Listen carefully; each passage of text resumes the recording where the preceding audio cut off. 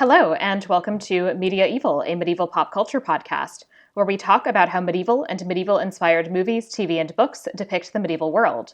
What did they get right? What did they get wrong? And what do they tell us about how modern people see the medieval past? I'm Sarah ifft Decker, a medieval historian, and today I'm joined by guest MJ Bradley-Lestrange to talk about Tamora Pierce's The Song of the Lioness quartet. So, MJ, welcome. Thank you so much for having me. I'm really excited. Thank you so much for joining me. You want to tell the listeners a little bit about yourself and about why you wanted to talk about these books? Yeah, sure. I am a podcaster, writer, a maker of sorts, Tinker Tailor Spy. I host a show called Reignite, which is a deep dive podcast into the Mass Effect series of video games. I do a Tamora Pierce podcast called Circle of Friendship, where we talk specifically about the Circle of Magic books, which takes place in a kind of different time period of medieval history. It's different. It's a completely different take on magic as well. And my third one is the Rob Thomas No Not That One Robcast, which is about the creative works of Rob Thomas. And I know what you're thinking. It's not that one. And the reason why I wanted to talk about these books in particular is because I actually didn't discover Tamora Pierce until I was in my late teens. And ever since I did, I devoured everything that she wrote. And everything that she wrote had a lesson that I needed to learn. Every heroine, every character, reading her books made me a better person. And over time, you can see that she becomes a better person from her first book to her most recent. Absolutely. So I think that's a really important lesson to take away from her. Yeah. So I don't actually normally do this, but for this in particular, I'm going to start off also by saying something about my relationship with these books because it is a very intense one. I first started reading these books when I was 9 years old. And somebody in my elementary school class, I was at this Montessori school where we were mixed 4th to 6th grade together. And there was actually a 6th grade boy who gave his book report about this. And he then also said that he thought that it was too advanced for a 4th grader and that only maybe the 5th graders, but then the 6th graders should really be reading it. So I took this immediately as a challenge. Yeah, and obviously. the next time I was at the library, got these books and completely devoured them and was obsessed with them for the entirety of my childhood. And I wanted to be Alana. I am pretty sure that my thing that I really wanted to have red hair, which I do not have red hair and should not with my complexion have red hair.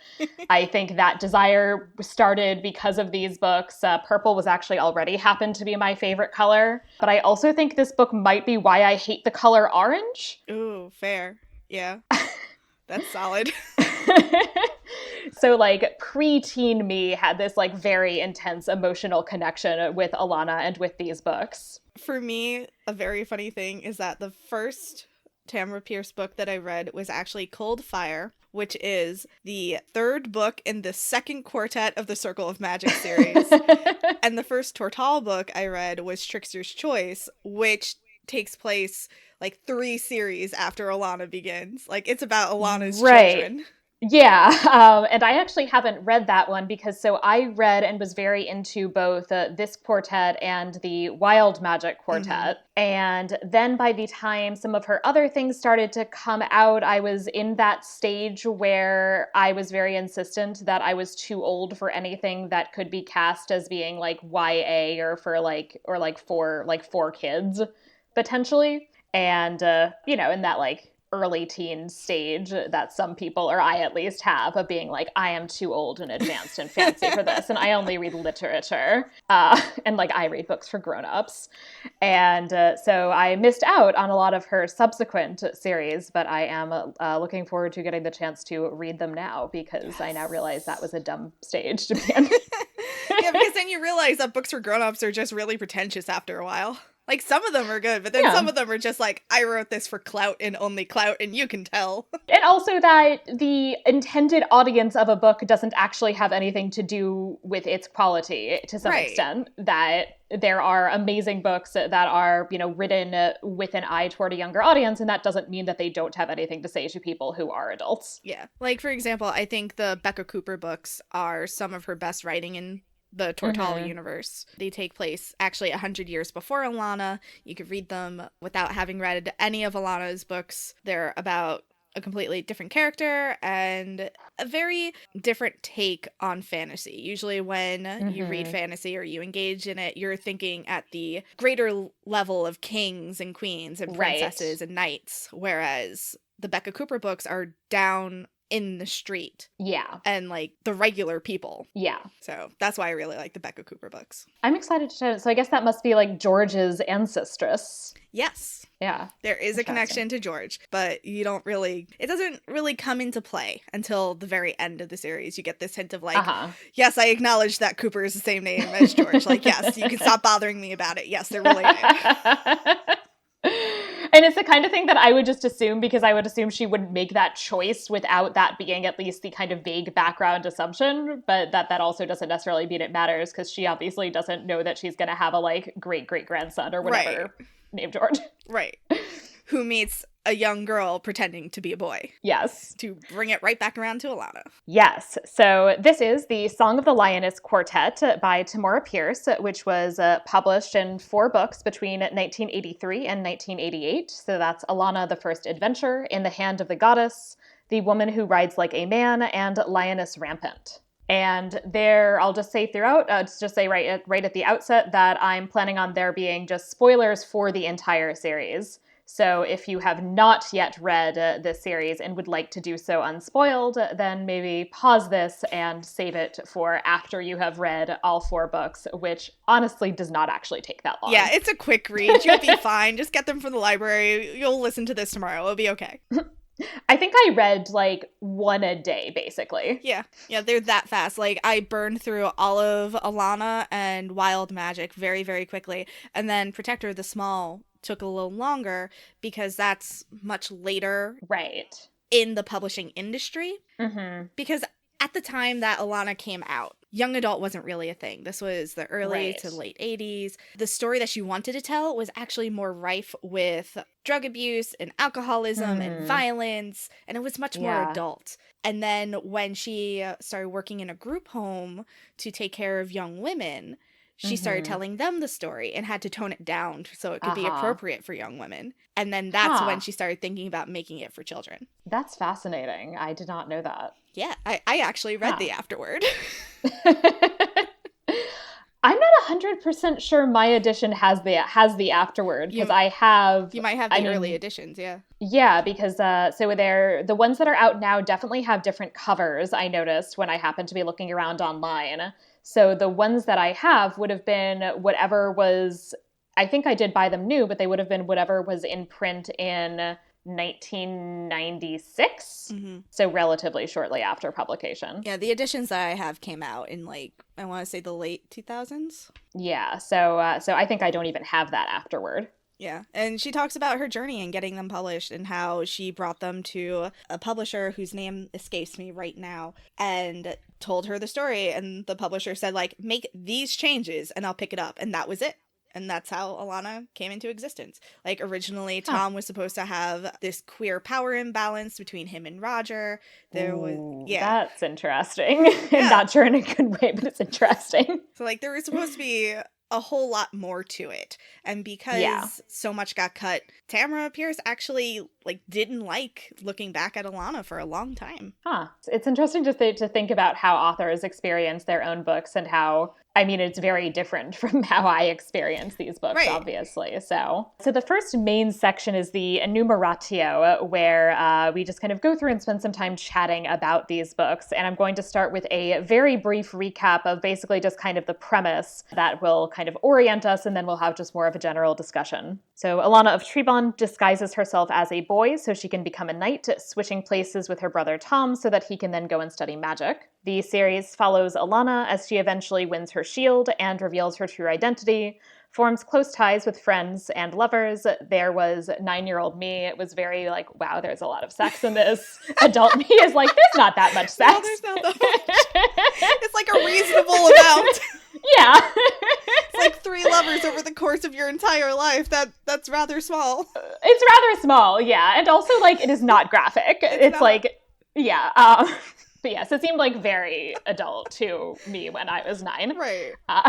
And she also makes an enemy, Duke Roger, cousin to the prince. Ugh, Duke Roger. I have such a, like, intense negative reaction to Duke Roger. He's the worst. He's so He's awful. the absolute worst. And there's something just, like, in particular creepy and that I kind of like about the fact that, like, he's so charming and he's so good looking and he's so likable, but also he's the worst. Yeah, like, the thing about Duke Roger is, I want to say we all know someone like him. Like, oh, yeah. At a local level or even at a greater political level, there are these people who are charming and handsome and funny, but they have these ulterior motives that exist to hurt innocent people. And you can just tell by looking at them. Like, I've had people in my social circle where I'm like, I should like you. I don't. Don't know why, but I don't. Yeah, and I really like how when he's introduced, that's just her first reaction is, everybody likes him, why am I just, like, really turned off by this person? Mm-hmm. Alana taught me to trust my gut. The gut is never wrong. Yeah. I have never been led astray. Yeah, and she really, I like in general that she's a character who, in a lot of ways, has a very immense amount of, like, a lot of trust in herself. Yeah. Including at the very beginning, that she's basically just like, I want to do this, I want to be a knight, and I think I can do this, and I think I can do a good job at it, and so I'm just going to make it happen. Yeah. And she's not instantly good at everything, which also makes her a great character. We were talking on a different podcast about Alana being a kind of Mary Sue, and she's really not. No. Like, her appearance, I guess, can make her seem like one because, you know, she has the brilliant red hair and the purple eyes. Mm-hmm. But she's not instantly good at anything. Anything that she's already good at, she's then told, like, all right, you're passable. And she's just like, excuse me? Yeah, and she eventually is like, she is really good at a lot of things, but it's like, but we see all of the work that she puts in to make that happen. Right, she gets up early, she stays up late, she practices with weapons that are heavier than her normal weapons. Yes. She, like, finds exercises that she can do. She learns different fighting styles from anyone she can really meet and introduce herself to. She learns how to fight from George Cooper, who is king of the rogues. She learns how to do the noble arts of fighting. She is so focused on being the best and learning that she actually does the work to do it. Yeah, which I think is also a really good lesson, that it's, if there's something you really want to do, you just really have to put in the work. Yeah. It's a lesson that's just as applicable in academia as it is to knighthood. That's why I'm a rogue academic. I looked at the great expanse of academia before me and said, you know what? I'm going to leave and I'm going to do this at my own pace and I don't care about the grade. I mean, definitely understandable. But I don't know, like, I think about, like, when I first, like, the documents that I read for my job, the first time I looked at them, I cried and thought that I was never going to be able to read them because they are in Latin, which actually was fine because I'd put the work in on learning Latin, but the script is atrocious. Oh, no. Because it's this scrawl that people wrote in that they only intended for themselves to be able to read. And I was like, I'm never going to be able to read this. It's just never going to happen. I am going to, like, fail and not actually be able to, like, write this thesis that I committed to write and got a grant to, like, go to Spain to work on. But I kept working at it and I figured it out. Yes. And now I do this stuff all the time. Yes. And have a job.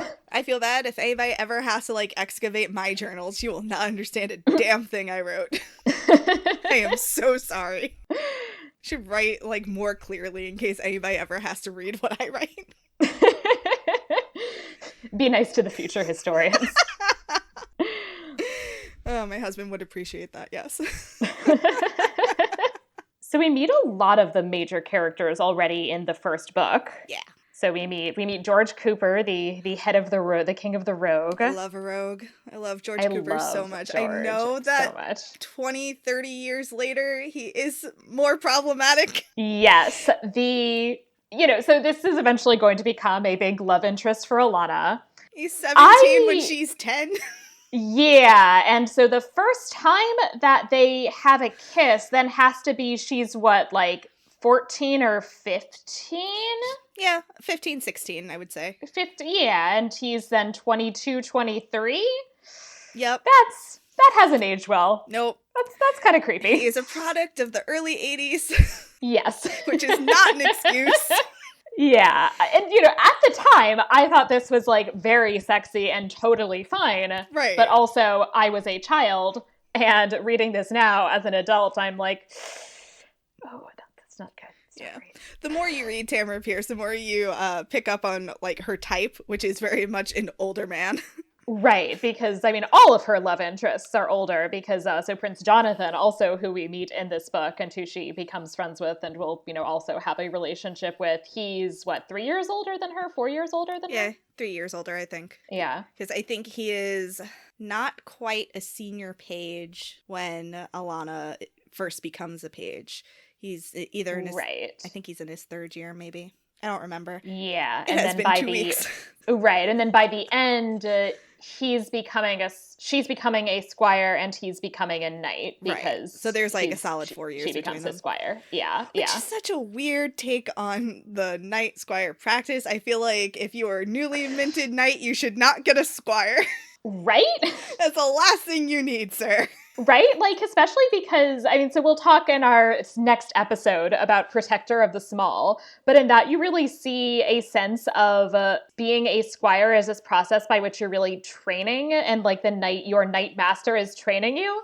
Jonathan can't train her. He's barely better at things than she is. And I think he gets this privilege mainly because, like, there's not this huge threat of war going on in Tortal. Right. So, like, the concept of becoming a knight is less about training and becoming a master of the fighting arts, and it's more about, like, society and social status and filling out the court, whatever. Yes. I'm just like, that's not what Alana wants. Alana wants to go punch evil right in the face. Yes, which she will get to do, which is awesome. And, like, I will say, like, the stakes of these books are, in a lot of ways, like, very high. Like, at the end of the book, it ends with, so Roger uses this, like, magic jewel to mystically convince Jonathan that he has to go, like, fight these, like, centuries-old evil monsters. Like, basically sends him to his death and just, like, it'll be fine. Right. And Jonathan's just like, oh, he sent me because he knows I can do it. It's like, dude, really? Like, I know you're not the smartest, Jonathan. But come on. So I will say that does get explained by the next book, right. Because so Roger, at first it's just this vague distrust. He gets revealed as actually officially being evil. And part of this revelation is when Alana is in the chamber of the ordeal, and she, like, rips her way through this veil thing. Mm-hmm. And it turns out that there's, like, when she goes to his chamber, she finds out that there's, like, little, like, figurines of her and of Jonathan and the king and queen and, like, everybody who's a big deal at court, basically, all, like, wrapped up into, like, a mesh bag, essentially.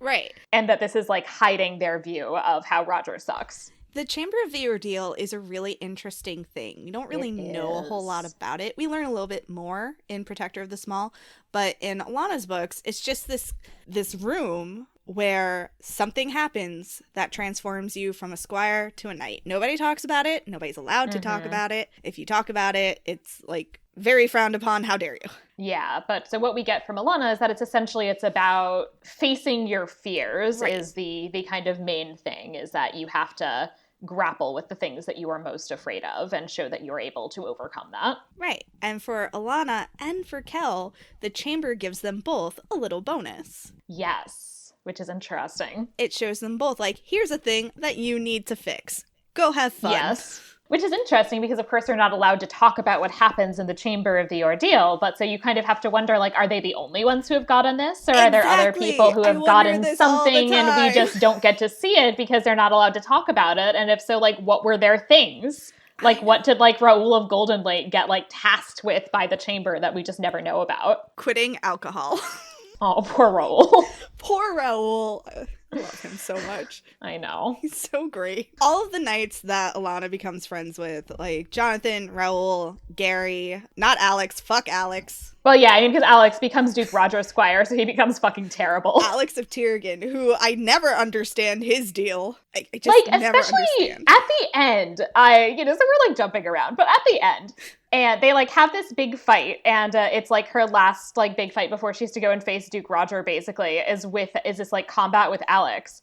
And it's, like, kind of, I think, implied that he just, like, wants to, like, be the best and just, like, beat her because, like, he's afraid that she's better than he is. And it's like, really? You're going to betray the crown for that? That feels like such a flex. Like, those are some very low stakes for you. It feels like a very, like, low bar to commit treason. I agree. I don't understand. And I think that one of the failings of having to cut any mention of LGBT relationships is I think that there was that kind of power imbalance between Alex and Roger. Yeah, and I will say, thinking about that now, I have really mixed feelings because on the one hand, I absolutely see how that could have explained things. On the other hand, I think it would have had to be handled very carefully, particularly because there are not a lot of queer characters. No, In fact, completely there aren't agree. really any. And so if your only queer characters are these, like, this, like, villain who then is grooming young men No, I completely to be agree. evil.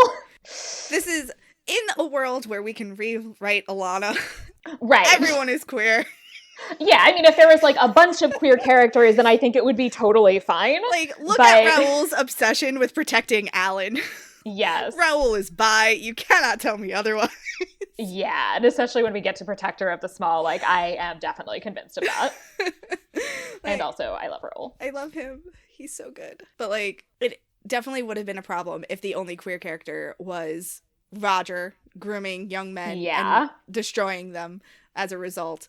And, like, Tom being manipulated by Roger as well. Yeah. Poor Tom. Poor Tom. I feel so bad for Tom. I really, like, I remember being surprised that was, like, not where I thought Tom was going. Because at first just was like, oh, that's nice. He wants to learn how to do magic. And so he doesn't have to disguise himself as a girl because you basically, like, you start out, like, the girls who are being trained to be ladies and the boys who are going to learn magic start out by going to the same place, and so he only has to disguise himself for, like, half an hour, basically. Yeah, and he can be, like, open about himself and make friends and not have to worry about lying to Ava, except what does he do?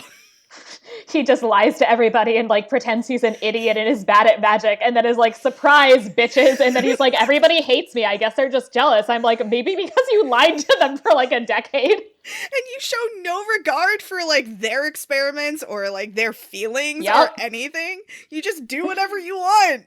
Right, and it's like, how did you become, like, a sociopath? He's so entitled, and I think it's because Alana was not there to punch him every once in a while. Right, and, like, there was nobody there to do that, and I think there is actually an interesting bit where George is looking at him and is like, oof, that might have been what would have happened to Alana if she hadn't had any friends. Yeah, and it's very true. Like, yeah, and it's interesting to think about that for Alana, that, like, does she, in terms of, like, her stubbornness and her desire to, like, be better and do better, like, does she have that in her, and could she have turned out like that if she doesn't have friends? And I think that is a kind of interesting angle. I think if she'd felt as isolated as Tom did, it would have been a possibility, but she had Coram with her the entire time. Mm-hmm. That's true. Who, like, believed in her and knew that she was going to do it no matter what, even if it took him, like, a minute to be okay with it. Right. And he had this moment of, like, And Coram, it's her, like, man-at-arms. He's delightful because he clearly, like, a part of him has a bit of a sort of traditionalist attitude and, like, doesn't think this is necessarily the best idea in the world, but also he, like, has this pragmatism where he's like, yeah, no, I would much rather have her disguised as a boy than have Tom, who's going to, like, be absolute shit at this and is going to, like, embarrass me. Oh my god. Cora. Another thing that I really love about the series overall is there's this emphasis on found family and, like, the family that you choose, because Alana's father is a piece of shit. He sucks. Oh, yeah. He's neglectful. He's not abusive in a physical sense, but it is an abuse. Neglect is a form of abuse, yeah. And, like, he gets a letter from Duke Gareth about how Alana's doing, and he's just like, oh yeah, my son Tom, he's doing great, whatever. Which means he didn't even read the letter that referred to a son named Alan that he doesn't have. And just all of the men that Alana becomes close to, who are adults and, like, take care of her, they're just so wholesome. Yes. We do get some toxic masculinity, but Alana also, like, challenges it and deals with it, but we get a lot of wholesome masculinity. Sir Miles of Olau, who thinks that chivalry is too hard on people. I love Miles. He's so wonderful and good. Also, this, like, really interesting, like, alcoholism run through that, like, Miles, like, he is a lovely, lovely man. He also clearly is something of an alcoholic. Yeah, he is. And he's functioning. He's a functioning alcoholic. Yeah, he's a high-functioning alcoholic, and, like, he's not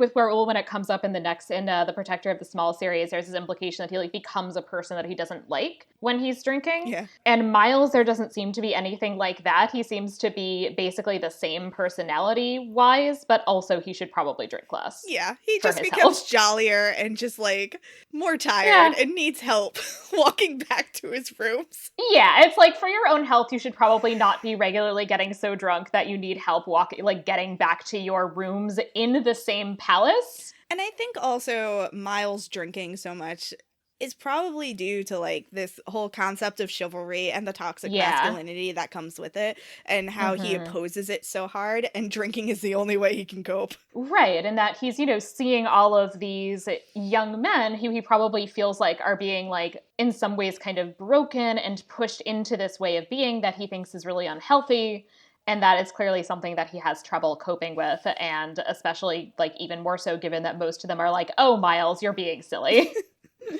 Yep. They all argue with him at some level. And he's just like, ugh! Why? But there's also Coram, who, like, puts his entire faith in Alana. There is Duke Gareth also, puts his faith in a squire he thinks is named Alan, but he still supports them. Yeah, and it's really nice that, so, ultimately when she wins her shield, she fights with Duke Roger, and he basically, while they're fighting, slices through her, like, corset boob bonding thing. Yeah. By then it is a special corset to bound her chest flat. Right, and then everybody's like, boobs, what? And she has to, like, reveal herself in the middle of this battle, and then, like, immediately after, like, kills the king's nephew. But bless Tom, who interferes, is like, go get dressed, I got this. Right. And it's in the middle of a duel, and everybody's like, the fuck? What is happening? And, like, then immediately after, like, she kills Duke Roger. And it's great how how so many of the people involved just essentially, like, take this in stride, that they're like, you're still the person that I know, and the fact that you're a woman is totally fine. Yeah. I mean, some people definitely have issues. King rolled. Right. But the people that she grew up with, like Raoul and Gary and Jonathan. Yeah, Jonathan. I was gonna name other knights and, like, they're not coming to me. My head is full with names of knights, and I'm just like, nope, that's Protector of the Small. Nope. He's like Duke Baird, who we'll see more of. Yeah. Like, he clearly was, like, chill with it, basically. Yeah, we meet lots of people who support Alana and appreciate her, and it helps when Jonathan names her his champion. Yes. Yeah, that gives her a kind of authority that she might not have had otherwise. We have not mentioned Faithful at all. Yes, I was just about to say we need to talk about the cat who is my dream. Faithful, a magical cat with purple eyes who just appeared out of nowhere. And is, like, a gift from the goddess, and, like, talks, or, like, she understands him when he meows, and other people, like, see this and are like, is this, like, a legit conversation? And then sometimes, like, Faithful will, like, make it so that other people understand him. And it's like, it's an intense, like, cat situation. It is. Faithful is the most purest essence of a cat. Yes, Faithful is my dream pet. I love Faithful. Sorry to Opie and Carmen, but I love Faithful so much.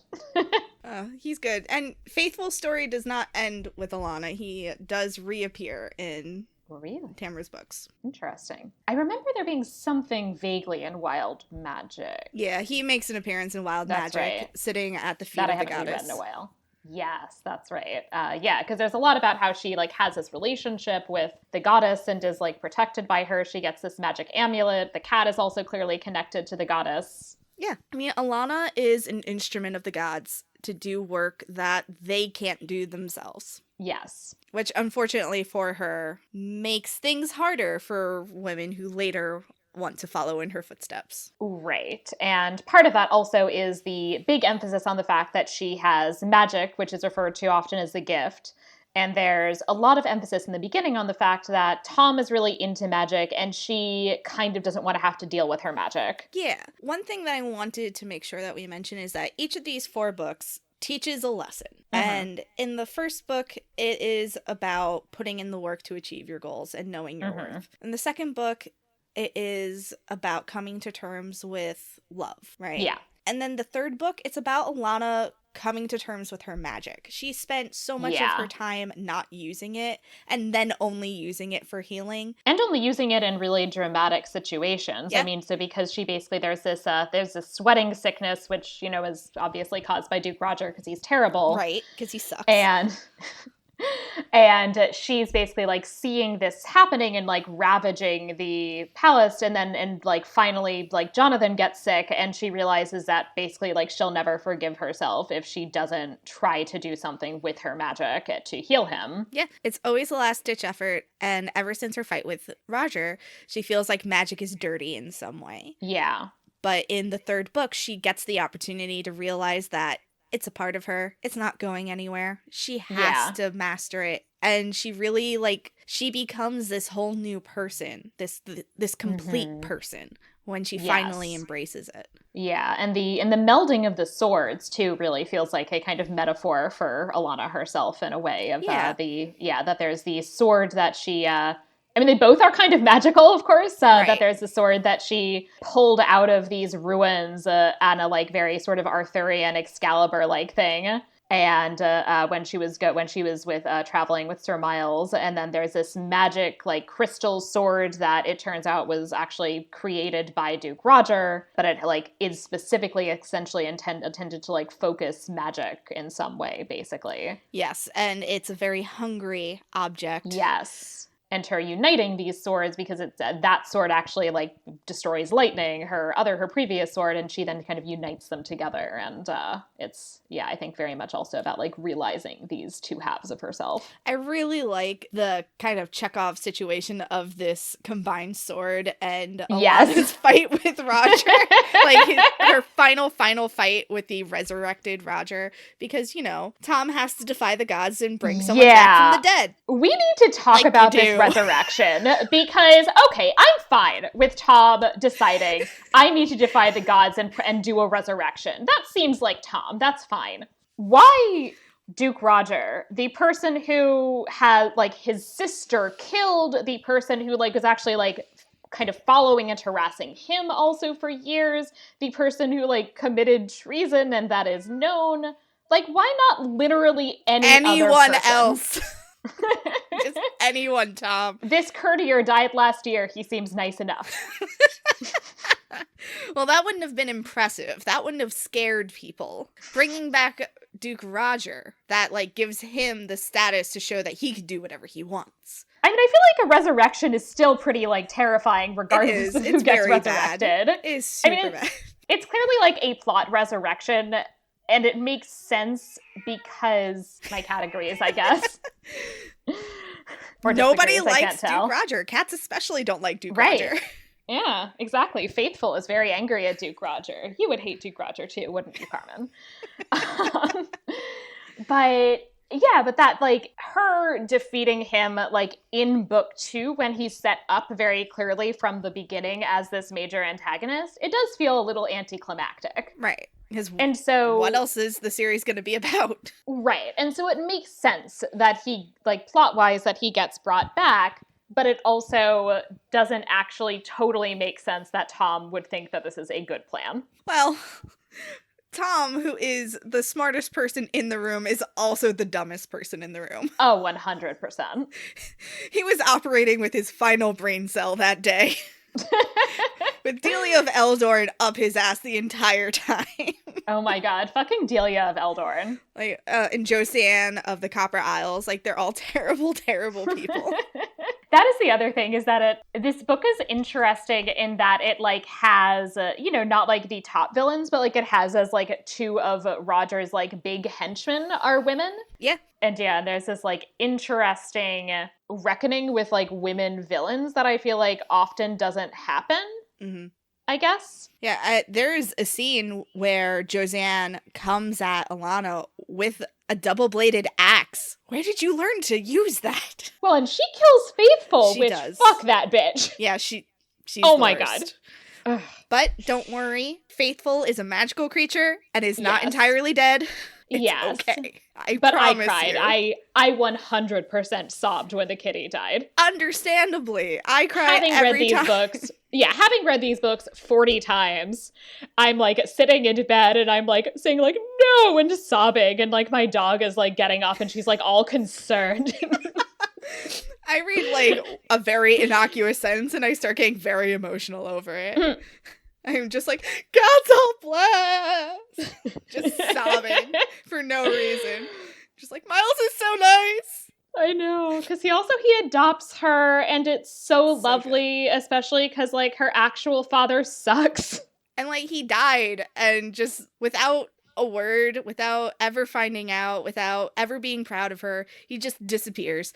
And Miles is the one who advised her, who trusted her, who knew her secret the entire time and didn't say anything because he was waiting for her to feel comfortable to tell him. I actually really like even that there's that bit in the second book where Jonathan is about to tell him because Alana gets kidnapped and is in an enemy camp in the middle of this war. And he's about to, like, say, Alana or Alan of all people really shouldn't be in this position. And Miles is basically, like, interrupts him and is basically like, I think I know what you're going to say. Don't say it. I want to hear it from her or from Alan. Right. And also, Miles is being smart because, like, you don't know who's listening right now. Yup. Especially, like, it's a context in which, like, I bet Roger is not that far away. Yep. Miles. You don't want him to know. Miles is too good for Tortal. He really is. He's so great. I could just talk for 5 hours about how great Miles is. I know. I love him so much. Like, it's really nice that there's just, like, a good dad. And we haven't even talked about Eleni, George's mom. Oh, I love her so much. And I find it delightful that they get together, even though also in my head for, like, 2/3 of these books, I was like, oh, is Miles gay? That's a valid read, yeah. I mean, he is, like, up there in years and unmarried. Like, that would be a fair assumption. Yeah. I mean, I feel like there is this, like, I don't know. And I feel like there is, like, this interesting thing in terms of, like, what is happening when you have these, like, elite propertied men who are in a position where clearly, like, they're supposed to have an heir. Like, why aren't they getting married? Yeah. In order for Miles to have an heir, he names Alana. Right. Yeah. Which is obviously, great. And everybody's very happy about that. But it still, like, his not getting married until he does eventually end up marrying Eleni, which is very cute also because then they're, like, we've got, like, a fun, like, double in-law situation because Alana ends up with George and he marries George's mom. It's very funny and very cute and very wholesome. And, like, I know that not everybody needs to pair up. It's fine. Right. But it makes me happy in my heart that Miles has someone that takes care of him and makes him happy. Exactly. Yeah. Like, I'm here for that. I'm very much here for that. Just let people be happy, okay? Leave me alone. Yeah. I am also, okay, so there's obviously a, like, age disparity situation that is happening in Alana's relationships, which is, like, kind of not great given how young she is. Mm-hmm. But after this read of book 3, I am so happy that she does not end up with Jonathan. Jonathan is a child, and I hate Fuck him Jonathan. throughout Oh all my of book God. 3. He is such a monster. Oh my God. He kind of like sucks in book 2 too, because okay, if you're like, so she knows that Jonathan, he's like sometimes sleeping with Delia and sometimes not sleeping with Delia and is like a bitch regardless. And like, why would she want to sleep with this man? I don't know. I don't know why she's so in love with him when George is right there. Yes. Right there. And he respects you and he cares about you and like he Yeah, and in book 3 when like Jonathan proposes and she's like, "Oh, I don't know. I'll have to think about it." And like, you know, they're still like in a relationship. Like she hasn't said no and she also like she hasn't said yes. Yeah, she hasn't said no, she hasn't said yes, and like they're in their relationship that they're in regardless. And then he's just like assuming that like that she said yes and that she's gonna like come with him when he leaves because they're still like sleeping together. And she's like, the fuck? Yeah, because his whole thing is like women dither about and like this womanly nonsense. And I'm like, my man, you have known her for 8 years. Yes, because it's also like, it is very like, I mean, it's very much this like idea of women like saying no when they mean yes, which actually is coming out of medieval chivalric and like courtly love literature, and is also like very much like related to 21st century rape culture in a lot of ways. Yep. It's not great. Nope. But it's that, yeah, it's like, but you know this person. Like, when has she ever been like that? Like, in addition to the fact that like your assumption that women are like that is like one whole thing. But your assumption that this person in particular is like that is like, how does this bear out with anything that you know about this person? Yeah, exactly. Like, you have fought beside her, you have gotten to know her, you know for a fact that whenever she is making a decision, she's very deliberate about it. She has always been deliberate about it. She doesn't make decisions lightly. Yeah. It's like you forgot who she is in the time that she went to spend time with the Vizier. Yeah, who, we should talk about the Vizier. Yes. Because they are not super well done. No, they are not. The presumption is essentially that most of the people are basically like white European-y kind of people in Tortall. And then you have the Vizier, who are like vaguely Arab Muslim kind of Bedouin inspired individuals.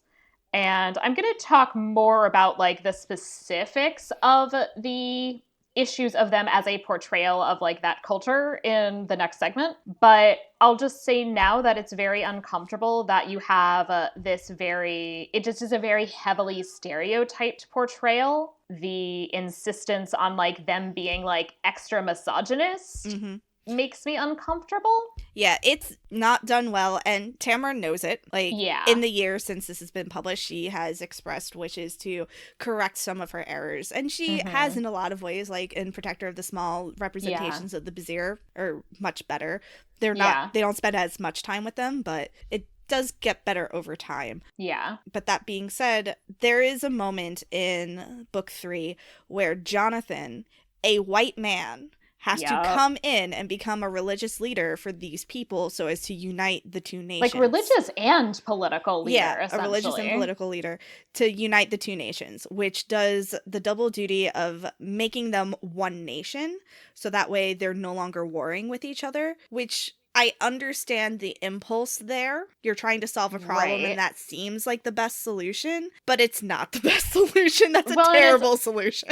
And it's a solution also that ultimately is like subjugating them to, but simultaneously presenting them as being saved by a white dude. Yeah, exactly. And I know that Tamora Pierce wants to give the position of the voice back to the Vizier people.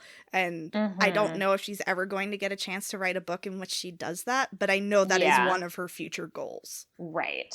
But yeah, the Vizier are not presented great. There is one thing that I like, and that's when Alana is getting to know the women of the Vizier, and she learns to do her own weaving. And they say to her, like, what, you shouldn't be doing that. Like, you have so many more important things to do. And Alana's just like, what is more important than my clothes?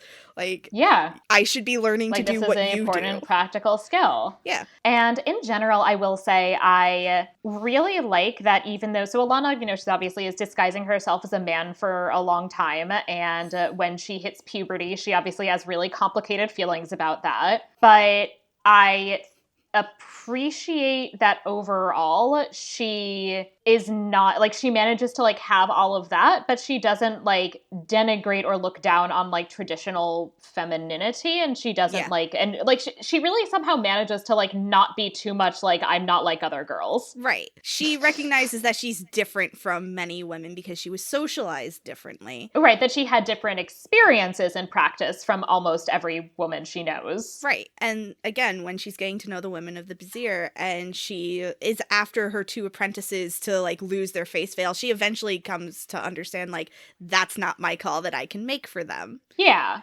Yeah, which I appreciate that. And I appreciate, you know, that she's like, you know, that she like has, it seems like she like is like gains a like respect for like the fact that other women have made different choices from her. Yeah. And that they have like different ways of like being women, but like still having agency and being badass in the world. Yeah, definitely. And she also meets Theet and Buri. Yes. And learns different ways that women have had to survive in the world. I really like Theet and Buri. I love Theet and Buri. Theet is so great and wonderful. And when she meets Jonathan and just like busts him on his ass verbally for the first time, I'm just like, yes. I'm simultaneously so here from that, and also a little part of me is like, but Theet deserves better than Jonathan. That is also true.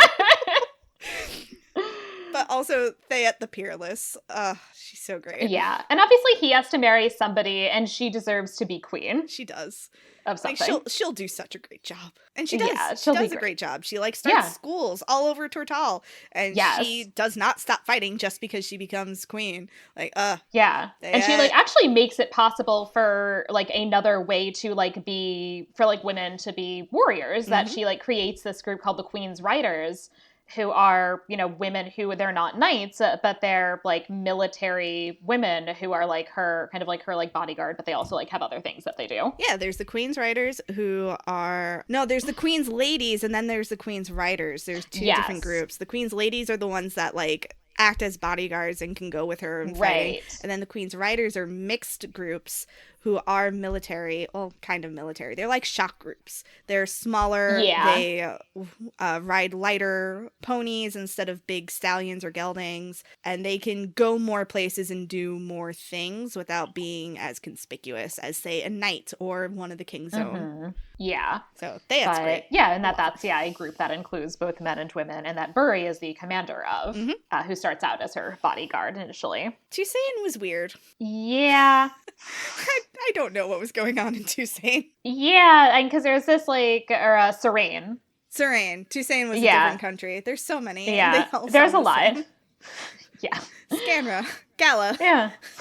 So Serene had this, like, whole thing where they have this combination of these, like, tribal people, which is, oh god, what are they named? The Khmeri. The Khmeri, who is where Buri comes from, and Thiad is the daughter of a Khmeri woman, but her father was the warlord of the other people in Serene, and he basically, like, bitched about the fact that she wasn't a man, and also, like, despite the fact that he had this marriage, like, is starting this, like, war with the Khmer, and then the mother kills herself over all this, and it's a lot.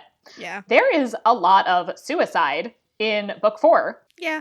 Because also, like, there's this, like, sort of open secret that, the Queen, Leanne, Jonathan's mother, dies, and then Roald, like, kills himself. Like, he, like, rides his horse into a ravine. Yep. Which is intense. And the official word is that it was an accident, but when Jonathan and Alana are alone, he tells her, like, nope, he killed himself. That is definitely what happened. He did not give a shit about ruling the country anymore, did not care about me. He was done. Yeah, and it's and I actually had forgotten that, and it's a lot, and it's a lot for Jonathan to have to grapple with. It forces him to grow up a lot faster.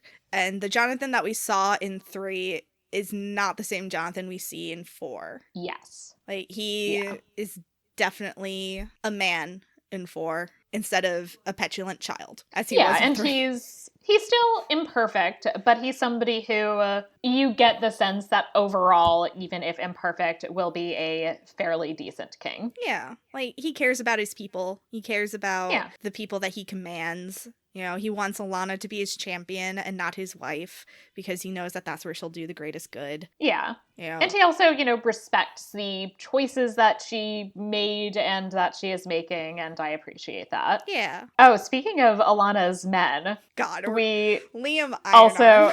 Oh my god. He had never been my favorite. I remember like reading Lioness Rampant very much like he's a Shang warrior, and he like trains her in hand-to-hand combat in that style that they fight in, and also, you know, they become lovers. I remember even as a kid reading this and being like, but why him? I know you just had a fight with Jonathan, that's fine, but like, what happened to George? Why don't you just like hold off for when you get home and you've got George? Yeah, right? He's better. And like, part of it, I think, is this idea, like, Alana's still very young. She's still a young woman. Yes. She's like 19, 20 by the fourth book. And I'm fine with her like not having to settle down. I just don't like Liam. I hate Liam too. He calls her kitten, and I'm just like, oh my god, it's so off. patronizing. I hate it so much. He like carries her a lot because she exhausts herself, and like... he really does treat her like a child. He does. And, like, the way that he acts when he's training her, like, it's interesting because, like, she also, like, I mean, so George, for example, like, trained her in, like, rogue-style fighting. When he did so, I felt like treated her as an equal, even though I think that at that point he still thought she was a boy, but, like, you know, still somebody who was, like, a lot younger than him. And he didn't act like he was... Like, he wasn't patronizing in that way. It seemed to me like he was treating her as, like, an equal and as somebody who was competent. Mm-hmm. Whereas when Liam is training Alana, it feels like he's treating her like she's a child. And it's like, bitch, she's a full-grown knight. Yeah. How do you think she became a knight? And, Liam. And he's also very, like, prejudiced against her, the fact that she can do magic, which, is, like, she kind of realizes relatively soon that she's like, well, this doesn't bode well for this relationship. Yeah. But it also, like, it doesn't speak well of him that he, like, has this really intense prejudice about something that is, like, a natural part of some people. Yeah, and, like, there's a time where she has to use magic in order for them to do something that they absolutely must do. And he's so obnoxious about it. He's like, when you're ready to do the real work, come talk to me. Like, go fuck yourself. Fuck off. You're the worst. He has this prejudice against her for being a noble because he thinks that she can't do the hard work, even though she had to do the hard work to become a knight. He has this prejudice against her because she's a woman sometimes, because when she decides, you know what, we have nothing to do today, I'm gonna wear a fucking dress. And he freaks out. He just loses it. He's just like, well, I guess you realize that fighting is too hard, so you're gonna go be a noble woman now. And it's just like, what? Because you, like, wore a dress to dinner, you can't all, like, it's just, I mean, it's just like, is this... it just is this, like, misogynistic way of thinking about, like, masculinity and femininity that, like, as much as I didn't love Jonathan, especially on this reread, like, he doesn't have that, and George certainly doesn't have that. Mm-hmm. And, like, I think the thing that Liam serves for this book is to make Alana realize that, like, I cannot live my life pretending that part of me doesn't exist. Yeah. I like to wear dresses. They make me happy. Will I wear them all the time? No, because sometimes it's just better to wear pants, and that's fine. Yeah. But also, I'm a mage. I have to use my magic. If I don't, bad things will happen, and I get that. Just like I have to use my fighting arts. Like, this is the book where she use all the tools you have in your toolkit. Yeah, she pulls in all the things that make her Alana, and she knows that that's what makes who she is. Yeah. And that is interesting. And also in terms of thinking about, like, her being at peace with herself is also really interesting. So when she's having this climactic fight at the end with the resurrected Duke Roger, she basically thinks, like, what is the one thing he doesn't expect of me? And it's to stop fighting. And so basically he's, like, calling the sword to him, and she just lets go, and he calls it to him such that it, like, buries itself in his heart and kills him, and he's finally dead! Oh, so good. So good. So well written. Perfect end to this terrible man. I will say, I had this, like, mildly traumatic reaction the very first time I read these books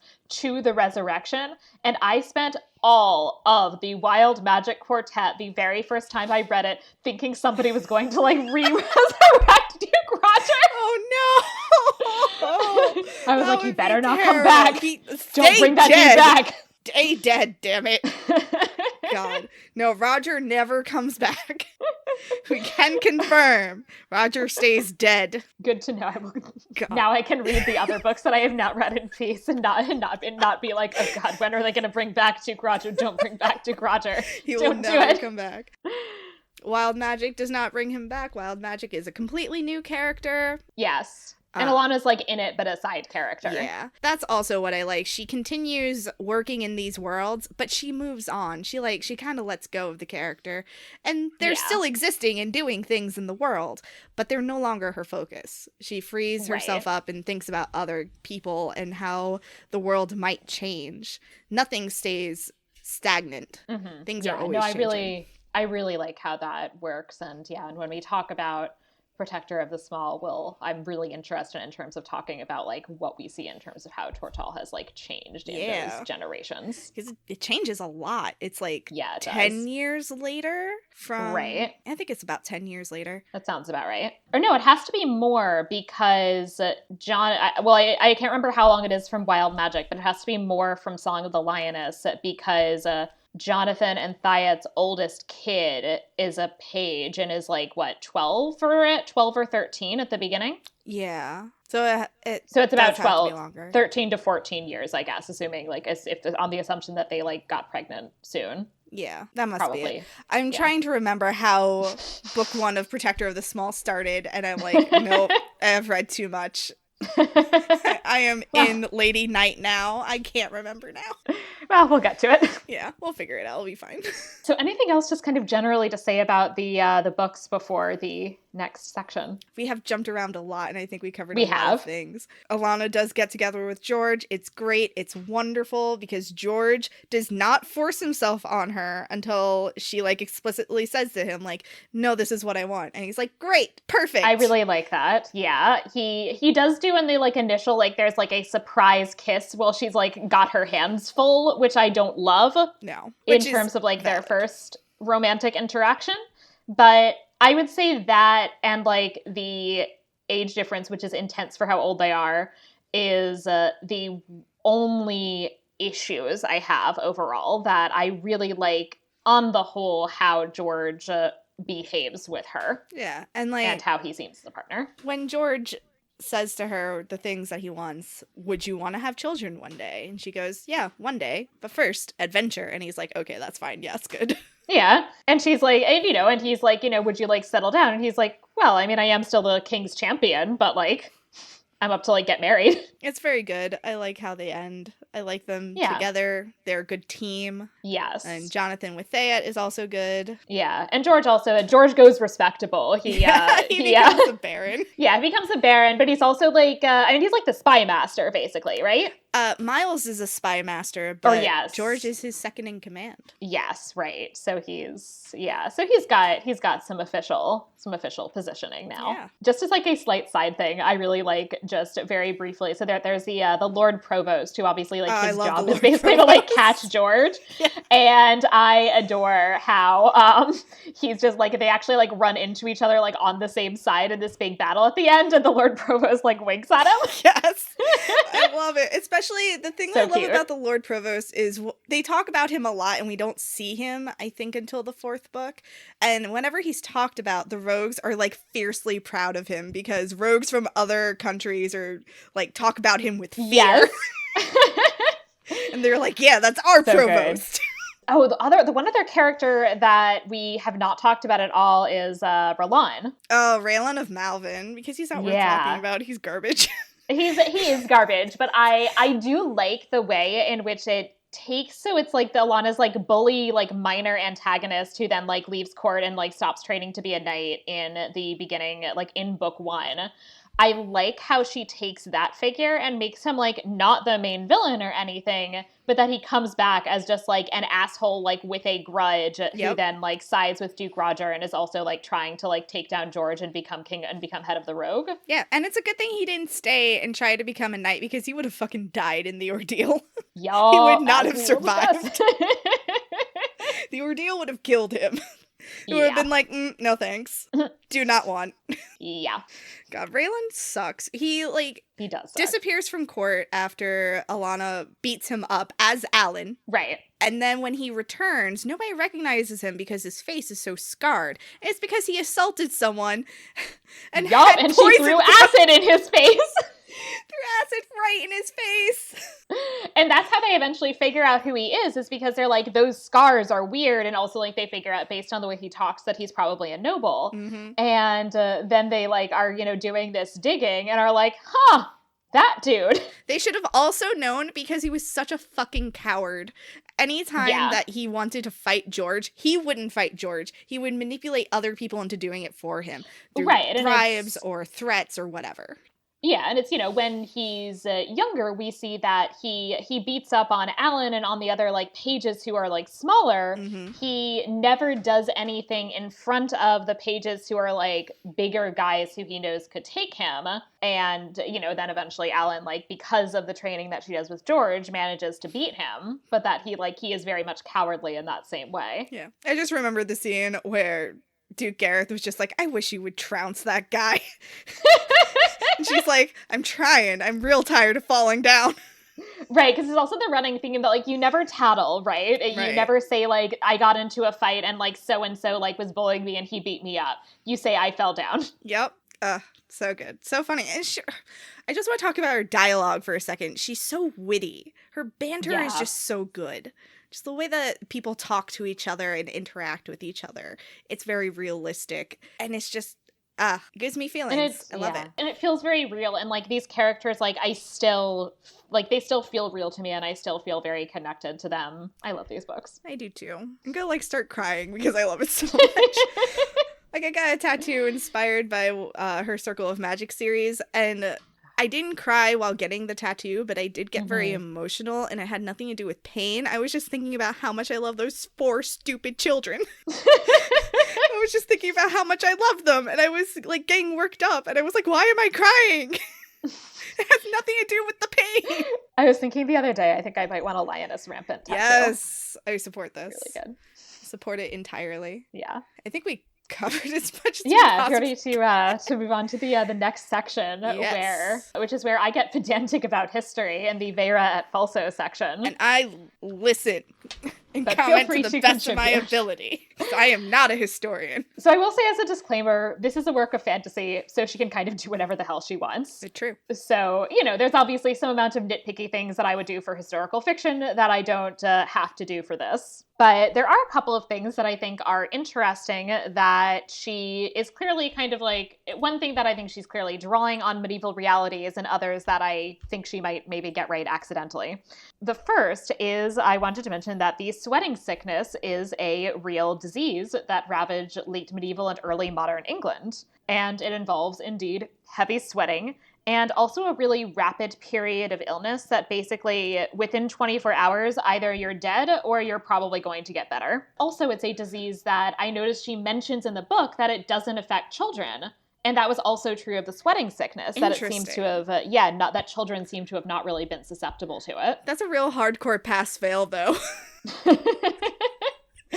Either you died or you were fine. Right, yeah. But it's interesting because this to some extent seems similar and in that like some people recovered. Like it's either and it seems like it's a really fast turn. Like I think in the book it's not quite 24 hours, but it's also like a really fast turnaround. Yeah. That like either you're dead like real quick or you're gonna probably be okay. Yeah. And I thought that was cool that I assume that she's drawing on that to some extent. I believe so. It may or may not have been what killed Henry VIII's older brother Arthur, so why there was not a King Arthur of England and instead a King Henry VIII who murdered 2 of his wives. Alas. What could have been?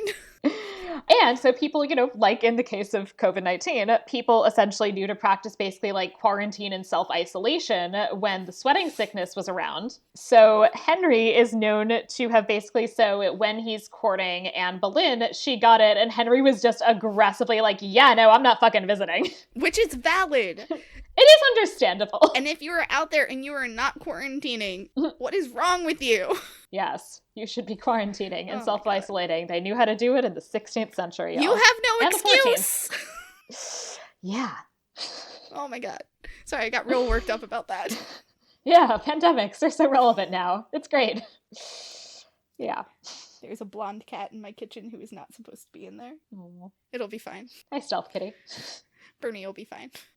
Okay. But yeah, so I thought that was a cool touch that she clearly like draws on this thing. And the other thing that I thought was kind of done really well is that I like that with relatively few exceptions, most people are just basically chill about magic as a thing that like, it can be dangerous, but it's just like a thing that some people have and some people don't. And it's kind of linked to the gods. And I liked that, especially because so there's often a perception of the Middle Ages as like everybody being like, oh, get the witches. But actually, witch persecution is much more of an early modern phenomenon. In the Middle Ages, like magic often intersects with medicine and with religion and is not necessarily always like considered to be bad or evil in the same way. And like let's catch the witches is not really like a big thing. Yeah. I personally just love a world where magic just is. Yeah. We don't have to dissect it. We don't have to be like, where did this come from? It just is. It's there. Yeah. Don't think about it. Right. I mean, I like it as like a relative, I like it as a magic system, and that like it's not necessarily like the most like clearly like delineated and developed magic system in some ways, but it's just like, yeah, like these are the kinds of things you can do, and you can't do it indefinitely. You're kind of like tire yourself out in certain situations, and you know, you have limits and different people have different limits. Yeah, and there are like different specialties. Like some people have more of a knack for healing and some people have more of a knack for like war magic and battle magic. Yeah, I like how it works overall. Also, I love that I'm so jealous, oh my god, of the like birth control. It's like, you wear a necklace and you'll never get pregnant. It's like, are you kidding me? It makes me so angry. I'm so bad at taking pills. I forget every day. Like, it doesn't matter if I set an alarm. I'll just look at the alarm and be like, okay. And then I will immediately forget. It doesn't matter. I will just be like, okay, put my phone down. What was I doing? I just can't do it. So I got an IUD, which is great because then I never have to think about it, but also bad because it messes with my health and my hormones and like my emotions so bad. Imagine if you just had a necklace. Just a necklace. Just a necklace. It would be so convenient. Oh my god. And there's also, this is more protector of the small, and I will talk about it again, but I want to talk about it now because I'm worked up about it now. Yes. The sniffles could be just cured with some tea. Here's some tea. Oh my god. Drink this tea. I'm so jealous. God, I hate having a cold. And allergies are the bane of my existence. If Neil could just like wiggle his fingers at my face and they go away. It would be so nice. Like I keep getting these like sore throats that are like, I think allergies combined with like weird reactions to like the heating and cooling system in my house. Yep, same. And every day I like wake up and I have to like obsessively take my temperature because like I'm like, oh, I have a sore throat. Do I have this like horrible disease that's ravaging the country? Am I going to die? Nope. I'm just frail. No, my body just sucks and hates me. Yep.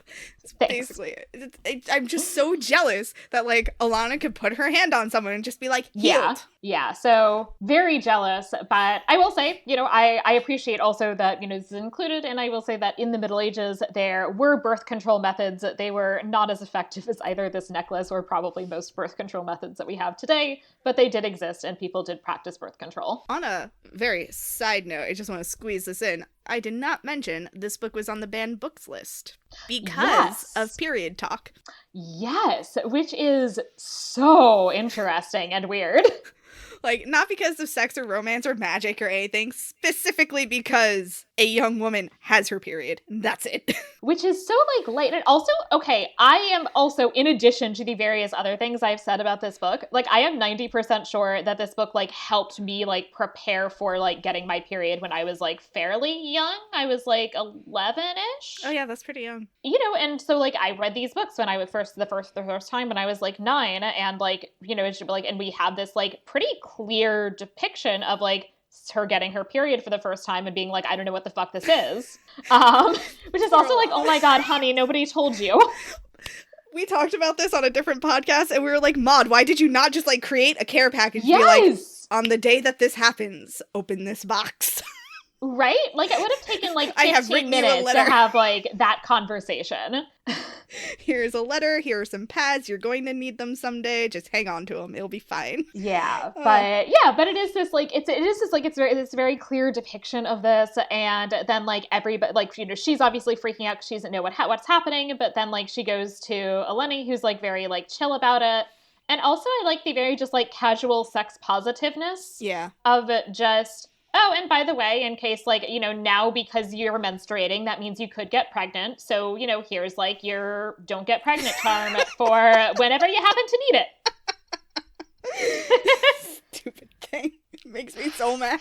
Just so ridiculous. But like, if like it would be a good thing in society in the 21st century if when you got your period or before or whatever, but like say, just for example, when you got your period, if somebody's also like, by the way, this also means that if you have sex, you can get pregnant, and this is how you like avoid getting pregnant and getting STDs. No, 100%. Like Eleni is the best. I actually don't know if at any point in Alana's books we talk about why Eleni is no longer with the goddess temple. Like, she used to serve the temple of the goddess. So are people who serve the temple of the goddess allowed to like have and raise children? I don't Because know. that's actually what I kind of made it up, but that was my assumption, is that like if you got pregnant and wanted to like keep and parent the child, then like you would have to drop out. That might be what happened. I do not remember for the life of me. That actually, it might come up in Becca Cooper's books. Okay, good to know. But yeah, I mean, because that was just like my assumption, just because like my vague sense of like a lot of like ancient like goddess cults, like I mean, so often there's like a virginity requirement. There's either a virginity requirement, or if there's not, it's like there's like fertility stuff, but like you don't like raise kids there. Yeah. So that was my guess, is that it's just like not normal for you to be a priestess of the goddess and also like be a parent. That might be what the case was. But Eleni, having been a member of the temple, like, is incredibly sex positive because it's considered a gift from the goddess in a way. Yeah. Because she's so in tune with it. She's just like, here's everything you need to know. Good thing you came to me. I know all about this shit. Right? Yeah, and it's also like it's really nice because at that, like from that point on, it's also like nice that Alana has like a woman to talk to about like being a woman, and like it's nice to see her also like grow into like that being something that she like enjoys and finds meaningful. Yeah, and that she doesn't have to look down upon the trappings of femininity. Yeah. But it is hard to learn, like, an entirely different set of courtly rules. Right. That she's like, I know how to behave at court. And Eleni's like, do you? But really, though.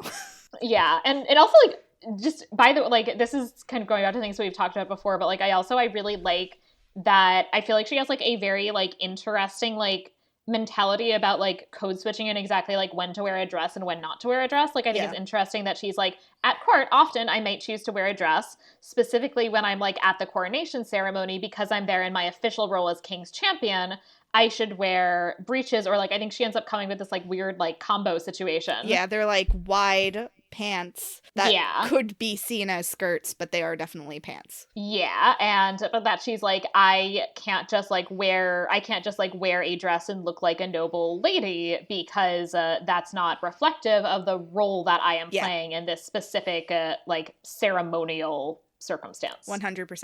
Yeah, and I really like that she like has this very like, I really like the way that she's kind of like compartmentalizing basically like what clothes are appropriate when, with like without like thinking of them as like gender based in the way that most of the people around her would. Yeah, definitely. So there's a couple of things that could have been done better. The Bajir are a big example of this, and there are a couple of things in particular I would say that bothered me about this portrayal in terms of putting them in the context of the reality of the medieval Islamic world. First of all, they're the only representations of that world in this universe. So while the nomadic kind of Bedouin-style tribes obviously existed and are part of that history, it weirds me out that she essentially makes the choice that that's what all of the like faux Muslims are, and they like have this like one city, but they don't really like cities and cities aren't their thing. Seems like this bizarre choice, since the medieval Islamic world is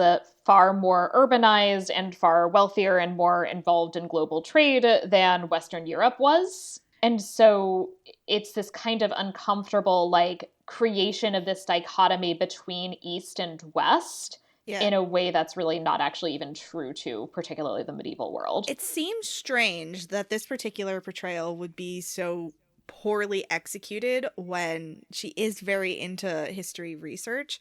Like we were talking before about the sweating sickness. Yeah. Like, why did you stop? Like, I would have liked to see, like, an Islamic, like, empire. Like, I would have liked to see, like, her version of, like, the caliphate.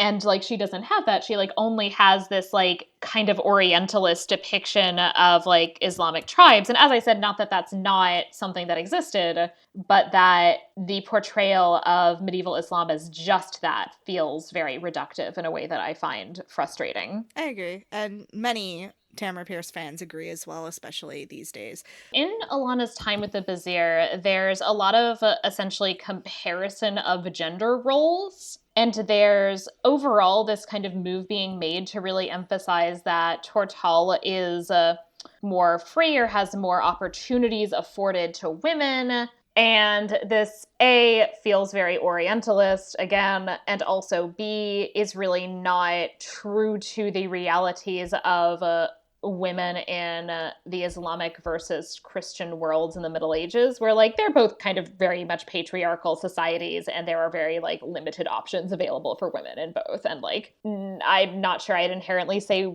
either is better. Yeah. It feels very much like it's fueled by this bias that was definitely present in the late 70s, early 80s. Yeah. And this American depiction and presentation of cultures that were not white Christian cultures. Right. You know, which is messed up, and every fan of Tamora Pierce will agree and just be like, yes, we also hate this and we want this to change. Right. I will say similarly, I also didn't love what she's doing with Serene, especially because I was trying to figure out what the analogy was supposed to be. Based on some reading that I did, it seemed like it was potentially kind of linking them to Mongolia. Oh, that's a possibility, yeah. And that, like, the Khmer in particular are kind of linked to maybe being, like, the Mongols that were more, like, nomadic, and then the, like, rest of them are, like, the ones that were more settled, which is kind of, like, combining them over different times, but, like, that's a different thing. My view of the Khmer was, like, they were the indigenous people of Surrey. Right. And then... Yeah. I have no idea. Right. But if that's then what the analogy is supposed to be, then that also doesn't feel like it's coming out of the medieval past. And in particular, like, there is this, like, real insistence in a lot of, like, fantastical portrayals of the Mongols to be like, women, they have it so bad there. It's so much worse than in the West. Like Game of Thrones and the Dothraki, which are really uncomfortable. And especially because, like, arguably Mongol noble women actually had more rights than European noble women. There's, like, it certainly is still, again, a patriarchal society, but there's, like, a lot of emphasis on, like, the social importance of women in the texts that we have, like, about and by Mongols. And so I also don't love that, like, here, too, it's this, like, look at Tortall, which is, like, not perfect, but basically this, like, paradise for women in the West in comparison with these, like, vaguely Eastern places. Yeah, I think there are moments where, like, us reading it now with the education that we have and the understanding that we have, looking back on this thing that was written in the 80s, we look at it and we're just like, Alana, honey. Because she has this moment where she's like, women can't be heirs, but we can still inherit. Like, sweetie, listen to what you're saying. Right. Like, that's not much better. Right, which is also an interesting, like, thing that she goes on, because, like, that's also not true, at least, like, not everywhere in the medieval world, that there are a lot of places where, like, women can essentially be, like, feudal lords. Yeah. Anyway. But, yeah, I don't know, it's just something that didn't age well. And I think that if it were to be tackled again in any way, Tamora Pierce specifically would want to be like, okay, so we're going to do some rewrites. Right. We're going to change some stuff. It'll be okay. Ooh. Yeah, so those are two things that I think both, like, are not done well from a, like, an Orientalism perspective, but also I think that if she had, like, done research into what those cultures were actually like in the medieval past, I think she would have also potentially, like, come up with something really different. Yeah, I think so too. I think it was a result of unfortunate bias and the state of mind throughout the country at the time, which is not an excuse, but does help us understand what was going on at the time that it was written. Yeah, and, you know, it It is imperfect, but I think, as we'll get to when we talk about Protector of the Small, I think it's something that she's kind of figured out how to do somewhat better, and that she has really shown growth in that. I agree. Every single book that she writes is better than the one before it. Yeah. That is my firm belief. Yeah. The next segment, the Historia ad Veritas, is where I delve into a real historical event, person, or phenomenon. And for this, I wanted to talk about medieval examples of women who, in some context, disguised themselves or dressed or lived as men. And I did want to make a note here that this story, I definitely, because of reasons that we've already talked about in terms of, Alana and her, femininity, I wouldn't read this as being a trans narrative. Her choice to dress as a man feels very instrumental. And, there's a couple of lines here and there that are like, you have to do what, you have to acknowledge your body, which I think could have been phrased a bit differently. Yeah, that was definitely at that time probably didn't read as being transphobic, but now definitely does. Yeah, and I will say that I very much don't think was intentional on her part. I think she just wasn't thinking about it. Yeah, it was the gods don't make mistakes or something like that. Right. Yeah, I think she probably just didn't think about it. And I will say she very explicitly has commented on J.K. Rowling's transphobia and said that trans men are men, trans women are women. And anyway, so she's very supportive of the LGBT community. Yeah, and so, and this, so I just wanted to kind of get that out there that, this is not a trans narrative. That is not, I think, inherently, obviously, a problem. These medieval narratives that I am bringing up, there are certainly, ways that you can read these stories as being trans narratives. And I think, honestly, to some extent, because we don't have enough knowledge about the inner lives of these individuals, and also some of them are fictional, we don't know, but that it is important, and I wanted to kind of bring up that some of these are stories where we should perhaps be kind of thinking about these people as being trans men. And for a couple of cases, I'm actually going to use they pronouns in order to just at least try to be as respectful as possible in terms of just basically at least a more neutral pronoun to some extent, and that I don't know what pronouns they might have ultimately preferred. I mean, when you don't know, it is best to just keep it neutral. Yeah, so that's what I'm going to be doing. A lot of the stories that we have are not military, but actually people who were assigned female at birth who then dressed as men in order to serve God and or not get married and then became monks.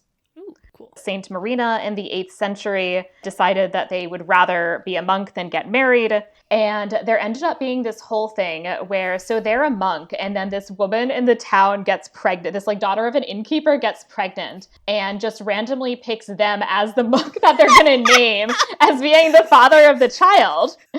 And so Marina, rather than protest and say, I didn't do this, they just say, okay, that's fine, and raise the kid, which is obviously not their kid, and get additional penance imposed upon them, and are kind of exiled temporarily from the monastery while they're raising this child.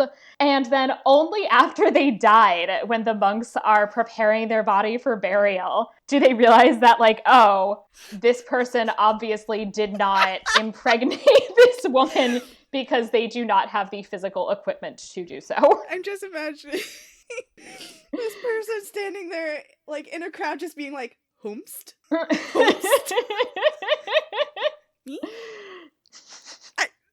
Well, okay, I guess I'm a dad now. Come on, sport. And I just like that they're just very chill about it. That they're all right, yeah, I'm not going to call out this person for lying. I'm just going to take this. Clearly, you just need a positive father figure in your life. Right, exactly, and just raise this kid.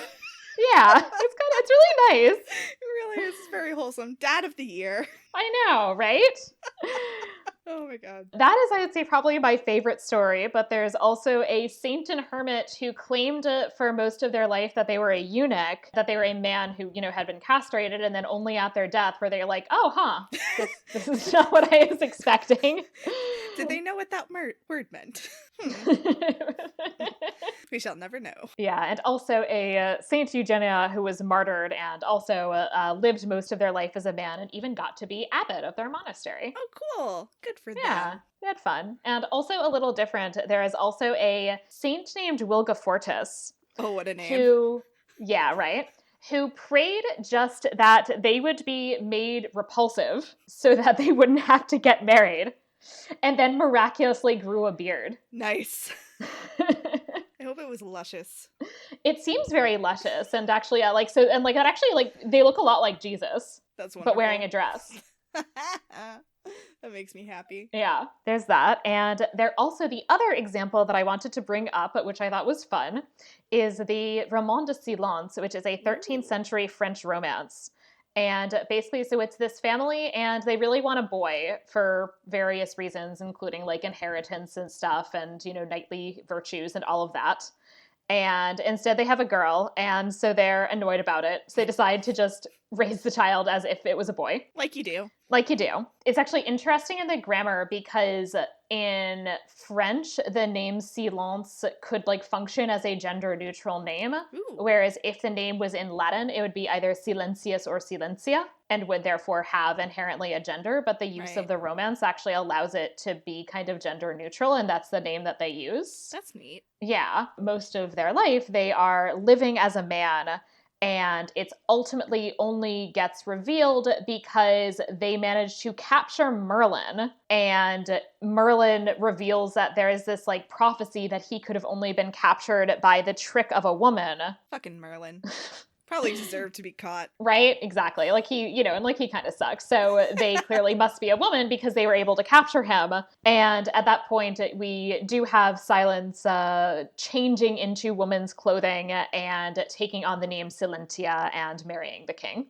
I don't know how I feel about that. That feels sad. Yeah, it feels to some extent like it's pushing this female identity on the figure, that it's not clear to what extent that was something that they embraced or not.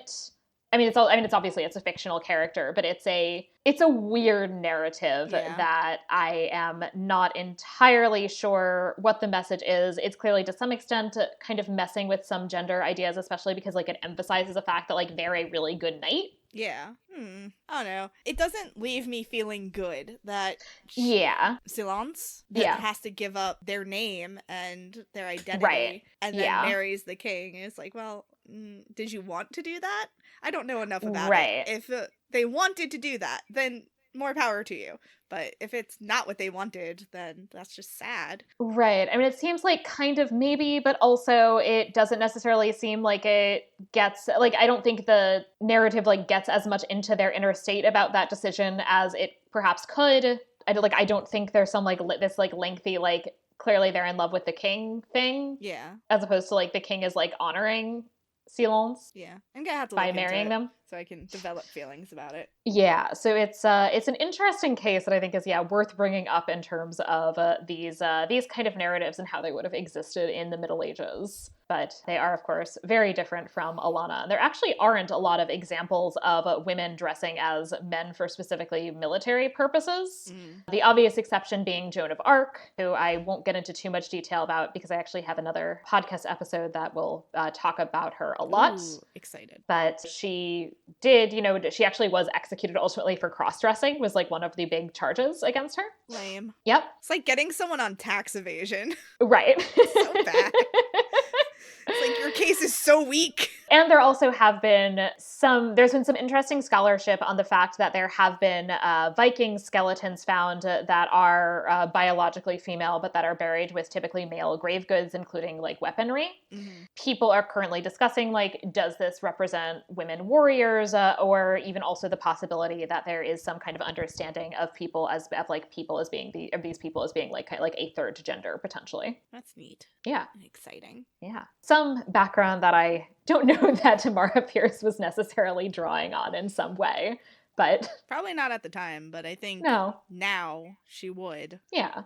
I think it's interesting to think about in the context of this universe, the kinds of reasons that might lead people to make different kinds of choices that might not be what's consonant with their assigned gender identity. Yeah, she has talked about Alana She has said, I don't think at the time that I wrote her, I was going for a trans identity. However, I think now in this day and age, she could be defined as gender fluid. And like, if I wrote her now, that's probably what she would be. There is room to see Alana in different ways. Yeah, absolutely. And I think that's true of a lot of these figures that, you know, especially, you know, because we don't, for the ones who are real people, we don't know their interior. We don't know that much about their interior state. We can't say that much potentially, but that it is very possible, you know, that it certainly is kind of worth thinking about them as examples of certainly people in the past who were gender fluid or had, you know, something of a different concept of gender. Yeah. And also that like that the concept of gender fluidity is, I think, not actually a new one. No, it's not. And actually the one other thing that I'll mention in the terms of this kind of like, we have this interesting like Alana sort of like code switching, at least in terms of like gendered garb, or garb that is gendered by the society around her. And it is interesting to kind of see in a lot of kind of religious and mystical writing that you see examples of men who are basically adopting feminine language and kind of describing themselves as having this kind of maternal role. So like abbots, for example, like as mothers. And Jesus sometimes described with this like maternal imagery. Interesting. And so I think it also is interesting to think about the way in which, despite the medieval world being a patriarchal society, that they also did very much, and, you know, despite certain like things not being like normal or acceptable that would be now in terms of sexuality or gender identity, I think it is interesting that I think they actually did have a more fluid concept of gender and how that worked than people do in, well, at least let's say the 20th century. Yeah. So the next section is a Fabula Nostra, in which we can talk about a film or show or book series or something inspired by this one. Would you like to go first? I'm actually going off of what you've written here in your notes. There's actually talks to turn Alana into a series, into like a mini series, like you describe here. I can't remember what studio is possibly picking it up. I think it was Lionsgate, actually. Interesting. There's been no news aside from it has been picked up. That's it. That's all we know. But if Tamora Pierce is involved, there's probably going to be a lot of changes. Like we've been talking about, like the Vizier will be better represented. Like maybe there will be more queer characters. Maybe we'll look at Alana as gender fluid instead of just a girl posing as a man. Yeah. Which would be really nice, especially after like watching something like Letter for the King, which made me really upset at the end. I have not seen that. I will tell you about it off air. But queer representation is really important, let me tell you. Yes, it is. Yeah, I mean, that's definitely something I would really like to see in the change. I also was thinking a little bit about casting in terms of if there was to be a miniseries. I'm just going to throw out a couple of things. So obviously, I didn't actually bother casting Alana because I actually think they should find somebody like young. Like they should find somebody who can like play the early teens. Yeah, completely agree. It should be like someone that we've never heard of. Yeah, exactly. And I think that's true for many of the characters. But the two people that I came up with options for are, okay, on this reread, especially because I'm actually in the middle of like a very slow Buffy rewatch while I'm listening to a Buffy rewatch podcast that has episodes every 2 weeks. So because I'm doing that, and also because their names sound identical, I kept thinking about like the similarities between Miles and Giles as father figures. That is valid. That is 100% valid and a little typecasting. Anthony Stewart Head. But he would be I would like Anthony Stewart Head as Miles. And actually, entertainingly enough, he actually plays like a shitty dad in the BBC Merlin TV show. Also in Gallivant. Oh, right. Okay. I haven't seen that actually. But yeah, so he plays Arthur's dad, Uther, and is like a bad dad. So I would like to see him go back to being a good dad. Possible second to Anthony Stewart Head, Nick Offerman as Miles. Oh, that would be interesting. Wholesome masculinity, cares about teaching people. Think he'd do a good job. He could, though. It's interesting because when we get to Protector of the Small, that just made me think I actually would be kind of curious about like Nick Offerman as like an out of the box Lord Wilden. Oh, interesting. Yes. I take back what I said. Nick Offerman to play Lord Wilden. My husband is nodding very, like, enthusiastically across the room. He approves. My other idea that I came up with very recently is kind of want Oscar Isaac as Duke Roger. I was thinking that too. I was also thinking Oscar Isaac as Duke Roger. Yeah, especially because, okay, have you seen the shitty Robin Hood with Russell Crowe? I don't think that I have. I can't remember if I did. So I wouldn't recommend it. But the best thing about it is that it has all of these scenes which are just about, like, King John and his mother Eleanor of Aquitaine and just, like, shit that's happening at court. And, like, that's by far the best part of the movie, in part because they're much better cast than don't get me started on Russell Crowe. Okay. But he as like King John, as like a villain, but who as like this like very like kind of like sexy petulant villain. I'm into it. Really works. And into I think he would be a really good Duke Roger. I constantly call him Po Hot Dameron, so oh yeah. I'm on board. But I would also kind of hate it. Because I know, I love right? you so much. How dare you? It's hard because I feel like he has to be somebody that I actually do find likable. No, like I feel like that's how you. you make it work, right? Is that it has to be somebody who otherwise seem likable. I think it can't be somebody who like seems like shitty or smarmy. I agree. Or that would ruin the effect. Yeah. Somebody get him on board. Yeah, exactly, right? Just be like, here, I have this thing for you. Do this, Oscar Isaacs. Please do this. If you're listening to this podcast, please make some calls. I'm sure you're listening to this podcast. I think it was Lionsgate, Oscar Isaacs. We know what we're talking about. Yep. Between us, we have 4 degrees? Right. 5, maybe? I don't know. I have 2. Lots. I have 3. Okay, so 5. We have 5 degrees between the two of us. Yeah, that's a lot of expertise. 2, so there's 2 more in the room. Right. Actually, if you count all the masters that I technically got en route to the PhD, I think I have 5. See? But we have many because degrees. they're just like here's 2 random masters that you technically have by virtue of having advanced to candidacy, and I'm like, okay, I'm not doing anything with these. But okay, fine for my MA and MPhil, whatever.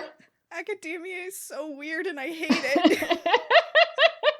I have 2 degrees in words, and I will never be hired to do anything with them. I just wanted to write better. Well, right. I mean, to be continue in academia and teach students. They're these are the 5. They're you need 5 degrees. It's a nightmare. I'm so sorry for both you and my husband who are on the same path, and it sucks. I'm gonna get my Sky Pirate lesbian novel published, and that'll be it for me. It sounds awesome. I'm here for that. I'm hoping it will be awesome. It will also be about decolonizing museums and repatriating artifacts to the cultures they belong to. That sounds great. I really would love to hear more about that at some point. I will tell you all about it later. Yes, thank you, Carmen. I appreciate your contributions. Carmen, I will send you a copy. And also, we are recording this on the day. What do you call it? The day of daylight savings time? Yeah, it is technically dinner time for many cats. Yeah, so she believes that it is her dinner time, and she is incorrect. Or it's almost really her dinner time, but she thinks her dinner time was an hour ago. Poor cat. Poor thing. Suffers so much. Her life is hard. Yes, I am on board with those castings. The last kind of main section is the estimatio, or rating, where we rate this on a scale from 1 to 5 based on whatever criteria we like. I have no rules. I'm glad to know that it was 1 to 5 because I saw your rating. I was like, oh, should I be concerned? Because I didn't know what it was out of. Right, so 1 to 5. So I'll just say what my rating is, which is a 4.5, which if I'd rated this as a teen, it would have absolutely been a 5. I feel like as an adult, I should be responsible and take off half a point, both for basically a combined half a point for the Orientalism issues and for some stuff about Alana's relationships that has not aged super well. Oh yeah, I completely agree. I would also give it a 4.5. I think that Liam, just his whole existence. Liam alone, Liam alone. loses half a point. Good job, Liam. But Also, Jonathan taking over as the voice, Alana becoming the shaman for the tribe and training the apprentices. Like, it doesn't leave a good taste in And she's like, I'm mouth. gonna bring change to your stagnant society. Yeah, whether you is want it very or much not. the vibe of Alana in particular, but also kind of Jonathan. And as I said, I find it especially frustrating because, like, this is not a stagnant society. Yeah. This is a very culturally vibrant society. Yeah. And it's... Yeah. The only thing that saves Yeah. Alana, in my opinion, is that she does take the time to actually get to know the people that she starts to serve, and she, like, sees that their lives are different, and she starts to recognize that. But when she comes in, she's just very much like, this is all messed up. Right. And I think Alana as a character, especially in terms of her character growth, I don't think I see the character as intentionally acting white savior-y necessarily, especially as she develops and becomes more integrated into their culture. Yeah, I don't think that Alana herself is definitely trying to, like, save these people. She is very much just trying to live her life. Yeah, but I think fate just fucks her up, and she's just like, God damn it. But I think the structure of how she's kind of brought in and how Jonathan is brought in, that structure feels sort of white savior-y in a way that, you know, as we've talked about, I think she, you know, Tamora Pierce, I think, like, regrets and would do differently today. I completely agree. I would also give it a 4.5. MJ, are there places where the guests can, or where the listeners, whatever they're called? The people who enjoy us talking. Anyone who for some reason has listened to this. Well, if anybody enjoyed listening to my particular brand of nonsense, you can find me on Twitter at iHoardLibraries. I don't talk about that much, but you can get my updates on my new novel, which is codename Yuletide Gay, and anything that comes out of the Sky Pirate Lesbian book, I'll probably post there too. As I mentioned earlier, I host 3 podcasts, the Circle of Friendship, Reignite, and the Rob Thomas No Not That One Robcast. All 3 of these shows can be found on the Certain Point of View Network, which is a podcast network full of nerdy points of view. You can find that at certainpov.com. All right, great. Thank you. If you've enjoyed this podcast, please subscribe in your preferred podcatcher app and rate and review Media-eval on Apple Podcasts. And I will read new 5-star reviews in future episodes. Now I just have Carmen clearly rating us 5 stars from the background. Please also follow the podcast on Twitter at Media-eval-pod and join our Facebook group. And you can find me on Twitter and Instagram at SarahIffDecker. And finally, if you have any questions or suggestions, I'd love to hear from you via email at media.evalpod@gmail.com. Thank you for listening to Media-eval. Bye.